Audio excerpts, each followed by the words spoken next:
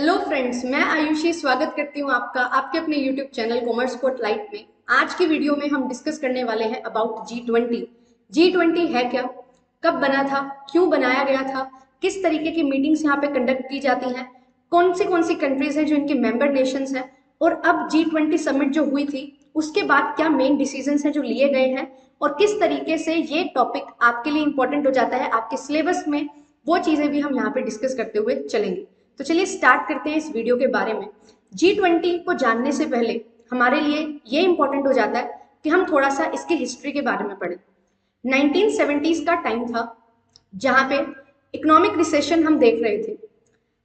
Recession का कारण क्या था कि जो अरब कंट्रीज हैं उन्होंने वेस्टर्न कंट्रीज को ऑयल सप्लाई करना बंद कर दिया गया था और ऑयल पे एम्बार्गो लगा दिया था, जिसकी वजह से सेकेंड वर्ल्ड वॉर के बाद से ही ये एनर्जी क्राइसिस देखने को मिले थे। जो वेस्टर्न कंट्रीज थी वो बहुत ज़्यादा डिपेंड थी ऑयल सप्लाई पे, और ऑयल सप्लाई ना मिलने के कारण उनको बहुत ज़्यादा नुकसान हो रहा था। ये चीज़ें चल रही थी। उस टाइम पे ये चीज़ देखी गई अर्ली 1973 में कि हमें क्या करना चाहिए। जो नेशंस है लाइक वेस्टर्न नेशंस में मेनली USA, UK, यूरोप, इनको प्रॉब्लम हो रही थी। तो इन्होंने डिसाइड किया कि अगर हमें इस कंडीशन से, इस सिचुएशन से बाहर आना है तो हमें मिलके कुछ एक्शन लेने होंगे, हमारी इकोनॉमिक पॉलिसीज को स्ट्रेंथन करना होगा और कुछ ऐसे डिसीजन लेने होंगे जिन डिसीजन से हम अपनी इकोनॉमी को रिवाइव कर सकें। तो इस टाइम पे अर्ली 1973 में क्या हुआ, USA, UK, जर्मनी और फ्रांस के फाइनेंस मिनिस्टर्स ने मिलके डिसाइड किया कि हम कुछ मिलके एक ऐसे डिसीजंस लेंगे जो हम अपनी इकोनॉमी को रिवाइव करने में हेल्प कर सकें। तो इन जो अमेरिका है उसके व्हाइट हाउस में ये मीटिंग्स हुई। फिर 1975 में होता ये है कि ये 4 कंट्रीज इटली और जापान को भी ऐड कर लेती हैं और मिलके ये 6 नेशंस मीटिंग करते हैं और फर्स्ट ऑफिशियल मीटिंग होती है 1975 में। फिर इसके बाद 1976 में कनाडा भी इस ग्रुप को ज्वाइन कर लेता है और ये बन जाता है ग्रुप ऑफ 7 कंट्रीज जिसको बोलते हैं G7। ये 7 कंट्रीज अपने टाइम की मोस्ट डेवलप्ड कंट्रीज थी। इन्होंने मिलके एक ग्रुप बनाया। फिर इनकी मीटिंग स्टार्ट हुई। ये मीटिंग्स किया करते थे, जो भी फाइनेंशियल सिचुएशन से रिलेटेड कुछ भी चीज़ें होती थी उन पे पॉलिसीज बनाया करते थे।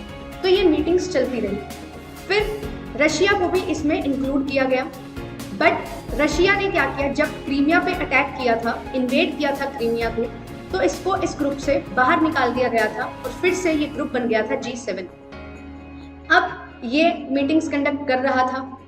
उसके बाद होता यूं है 1997 में दोबारा से रिसेशन फेज आता है। रिसेशन फेज आने की वजह से अब सिर्फ इन 7 कंट्रीज को ही नहीं, ऑल ओवर वर्ल्ड बहुत सारी प्रॉब्लम्स हैं जो हमें फेस करने को मिली थी। तो ये सारी प्रॉब्लम्स के चलते ये चीज़ देखी गई कि अब 1991 में हमारी LPG पॉलिसी भी आई है जिसमें G स्टैंड्स फॉर ग्लोबलाइजेशन। तो ये चीज़ पाई गई कि अब किसी अगर एक कंट्री को भी कुछ प्रॉब्लम होती है तो उसका impact all over the world हमें देखने को मिलता है।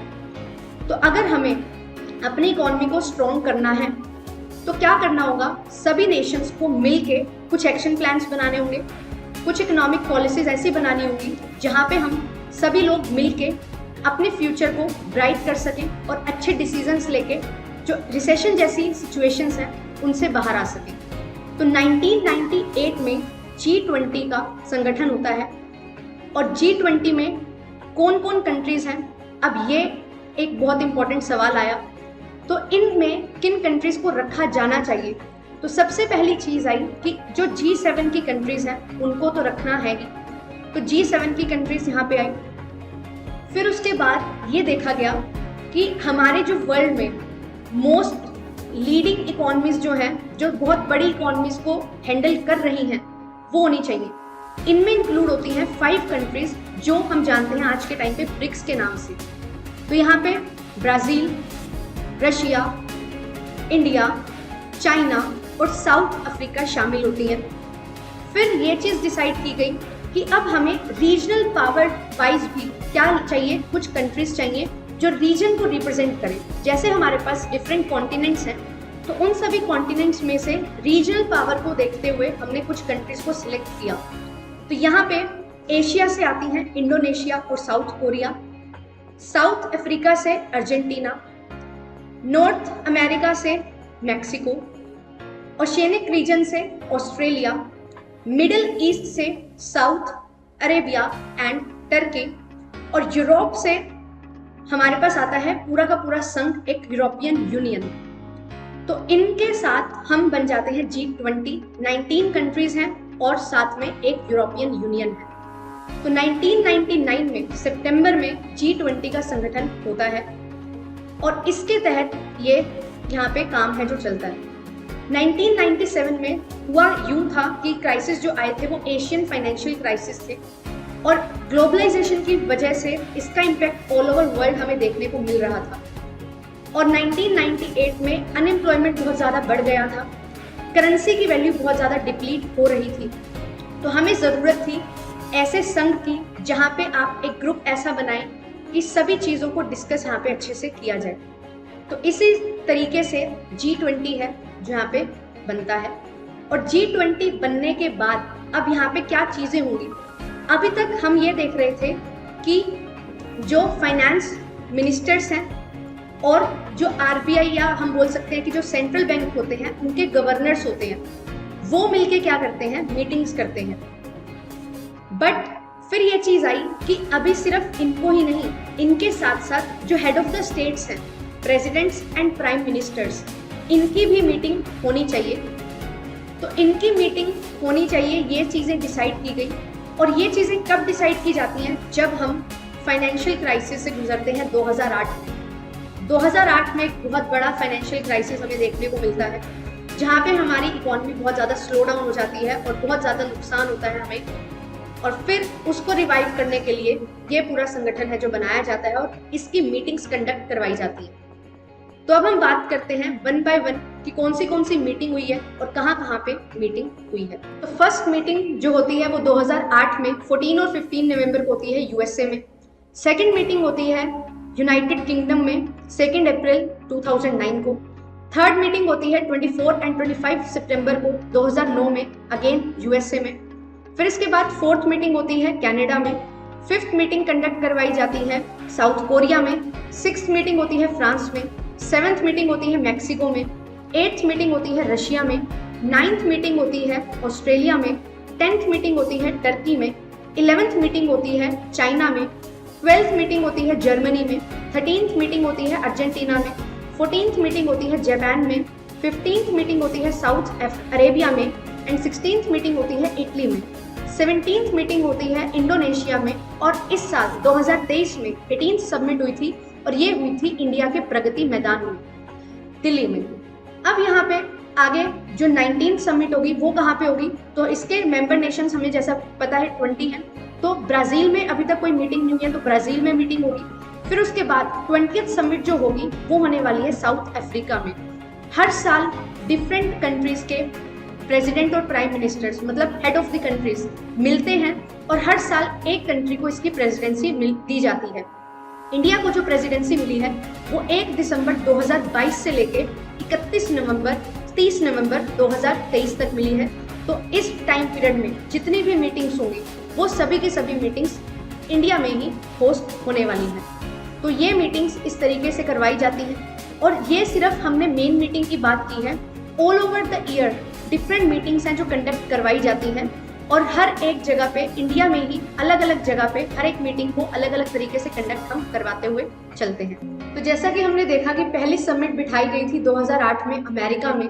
तो इसमें क्या चीज़ डिसाइड की गई कि हमें ट्रेड बैरियर्स को कम करना होगा और स्पेंडिंग्स हमारी बढ़ानी होंगी, सो दैट हम अच्छे तरीके से काम करके ट्रेड करके अपनी जो पोजीशन है उसको सही कर सकें। और अगर यहाँ पे देखा जाए G20 की जो मेंबर नेशंस हैं उनमें जो टोटल वर्ल्ड की GDP है उसका 85% पोर्शन कवर होता है, वर्ल्ड ट्रेड का 75% कवर होता है। और अगर बात की जाए पॉपुलेशन बेसिस पे तो 2/3 पॉपुलेशन जो है हमारी वर्ल्ड की वो G20 मेंबर नेशंस की पॉपुलेशन है। तो ये सारी चीज़ें यहाँ पे रहती हैं। अब इतना बड़ा ग्रुप है, इतनी सारी चीज़ें हैं इसमें, तो इस सिस्टम को अच्छे तरीके से चलाने के लिए ट्रोइका सिस्टम को फॉलो किया जाता है। ये ट्रोइका सिस्टम है क्या? ये 3 कंट्रीज से मिलके बनता है। इस ट्रोइका सिस्टम में क्या होता है, लास्ट ईयर जिस कंट्री के पास प्रेसिडेंसी थी G20 की, उनके जो प्रेसिडेंट होते हैं वो, इस साल जिनके पास प्रेसिडेंसी है वो, जैसा कि इस साल 2023 में इंडिया के पास प्रेसिडेंसी है तो इंडिया के प्रेसिडेंट, फिर उसके बाद जो नेक्स्ट ईयर में होने वाली है हमारी मीटिंग जो कि होगी ब्राजील में, तो उसके जो प्रेसिडेंट हैं वो तीनों मिलते हैं और आपस में डिसीजंस लेते हैं सो दैट ये जो सिस्टम है, जो कंसेंसस है वो अच्छे तरीके से हो सके। तो ये सर्कल को फॉलो किया जाता है, ये ट्रायंगल को फॉलो किया जाता है बेसिकली, और हर साल इसी तरीके से चीज़ें चलती हैं। जैसे कि अगर मैं बात करूं 2024 में क्या होगा, तो इंडिया, ब्राज़ील और साउथ अफ्रीका, इन तीनों कंट्रीज के जो हेड्स होंगे वो आपस में मिलकर डिसीजंस हैं जो लेंगे, और यही सर्कल को फॉलो किया जाता है for smooth running of all the decision taken by the summit. तो ये सारी चीज़ें यहाँ पे रहती हैं। इन 20 कंट्रीज के अलावा कुछ और नेशंस भी हैं जिनको host country as a guest country invite कर सकती है, और इंडिया ने भी इस बार 9 डिफरेंट कंट्रीज को as a guest country invite किया है। और ये 9 कंट्रीज कौन सी हैं? फर्स्ट नंबर पे आती है बांग्लादेश, फिर है इजिप्ट, फिर है मॉरिशियस, फिर है नीदरलैंड्स, फिर है नाइजीरिया, फिर है ओनम एंड सिंगापुर, स्पेन और यूएई। ये डिफरेंट 9 कंट्रीज हैं जिनको इंडिया के द्वारा इनवाइट किया गया है इस मीटिंग में।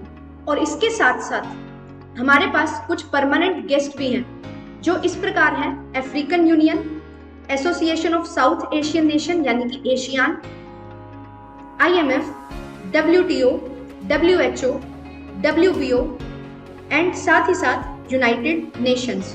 तो ये कुछ परमानेंट गेस्ट भी हैं जो इनवाइटेड होते हैं हर साल, और इनको इनविटेशन देने की ज़रूरत नहीं है, ये परमानेंट गेस्ट हैं तो ये इनवाइट हो सकते हैं, अपने आप आ सकते हैं, अटेंड कर सकते हैं इन मीटिंग्स को।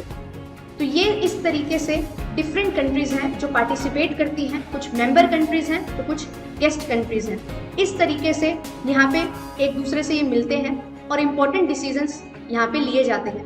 इनिशियली जब G20 बना था तो इनका मेन मकसद सिर्फ और सिर्फ फाइनेंशियल डिसीजंस लेने से था, बट जैसा कि मैंने आपको बताया कि यहाँ पे ग्लोबलाइजेशन का इम्पैक्ट बहुत ज़्यादा देखने को मिलता था, तो इस वजह से ये चीज़ डिसाइड की गई कि हम क्लाइमेट चेंज से रिलेटेड, सस्टेनेबल डेवलपमेंट से रिलेटेड और भी डिसीजंस हैं जो लेंगे, जो हमारे पूरे वर्ल्ड को एक अच्छे तरीके से फर्निश करने में हेल्प करेगा और हम बेटर एक वर्ल्ड क्रिएट कर सकेंगे हम सब के लिए। अब बात कर लेते हैं G20 लोगो की। तो G20 लोगो जैसे हमारे नेशनल फ्लैग में 3 कलर्स होते हैं, उसी प्रकार यहाँ पे भी 3 कलर्स हैं और अशोक चक्र नीले रंग का होता है। G20 में भी अर्थ प्लैनेट को दिखाया गया है और यहाँ पे किस तरीके से है, लोटस फ्लावर है, जैसा कि हमारा नेशनल फ्लावर होता है लोटस, तो लोटस भी है, अर्थ भी है। और G20 में 3 कलर्स हैं, ठीक है, ग्रीन कलर है, सैफरन कलर है और वाइट कलर भी यहाँ पे हमें देखने को मिल रहा है। और जो थीम यहाँ पे रखी गई है वो है वसुधैव कुटुंबकम। वसुधैव कुटुंबकम का मतलब क्या है? 1 अर्थ, 1 फैमिली, 1 फ्यूचर। हम आपस में मिलके G20 नेशंस जो हैं ये आपस में मिलके एक फ्यूचर, कॉमन फ्यूचर देख रही हैं जहाँ पे हम सभी के सभी डेवलप्ड हों, सभी के सभी अच्छे तरीके से अपना काम है जो कर सकें और हमारी जो कंट्री है एक बेटर प्लेस हम बना सकें उसको जीने के लिए। तो ये सारी चीज़ें यहाँ पे डिसाइड की जाती है और यहाँ पे इस बार ग्रीन डेवलपमेंट, क्लीन डेवलपमेंट के लिए भी बहुत सारा काम है जो किया गया है 2023 में। G20 अध्यक्षता के तहत 1 साल के लिए जो G20 का एजेंडा है उसका संचालन किया जाता है उस कंट्री के द्वारा जिसके पास उसकी प्रेसिडेंसी होती है। तो अब हमारे पास 2023 में इंडिया के पास इसकी प्रेसिडेंसी है, तो इंडिया सारी चीज़ों का संचालन है जो कर रहा है। G20 में अगर मैं बात करूँ 2 तरीके की कैटेगरीज बनती हैं। एक होती है विथ ट्रैक जिसको हम फाइनेंशियल ट्रैक बोलते हैं, दूसरा होता है शेरपा ट्रैक। विथ ट्रैक में क्या होता है, जो भी हमारे फाइनेंस मिनिस्टर्स होते हैं डिफरेंट नेशंस के जो इसके मेंबर्स हैं और साथ ही साथ जो सेंट्रल बैंक के गवर्नर्स होते हैं वो इसको लीड करते हैं, इसका नेतृत्व करते हैं। और जहाँ पे शेरपा ट्रैक है उसके लिए क्या होता है, अब जो भी हेड ऑफ स्टेट्स होते हैं उनको 1 पर्सन की रिक्वायरमेंट होती है जो उनकी बात, जो हेड ऑफ स्टेट्स हैं उनकी बात मीटिंग में रख सके। तो अभी इंडिया के जो शेरपा थे, अब प्राइम मिनिस्टर को एक शेरपा चाहिए जो उनकी बात ईजिली उस मीटिंग पे रख सके। तो अमिताभ कंत जो एक्स CEO हैं नीति आयोग के, उनको 2023 G20 समिट का शेरपा है नियुक्त किया गया है और वो सारी जो बातें हैं प्राइम मिनिस्टर की वो डिलीवर करेंगे उस मीटिंग में। तो इस तरीके से जो नेतृत्व है वो किया जाता है। अगर सारी जो चीज़ें रिलेटेड हैं फाइनेंस से, उनको वित्त मंत्री हैं वो देखते हैं और गवर्नर्स हैं जो सेंट्रल बैंक के वो देखते हैं, और उससे अलावा कोई भी मामले होते हैं तो वो डिस्कस किए जाते हैं शेरपा के द्वारा। तो इस तरीके से दो कैटेगरीज में G20 की समिट्स जो हैं उनको बाइफरकेट किया जाता है, दो कैटेगरीज बनाई जाती हैं।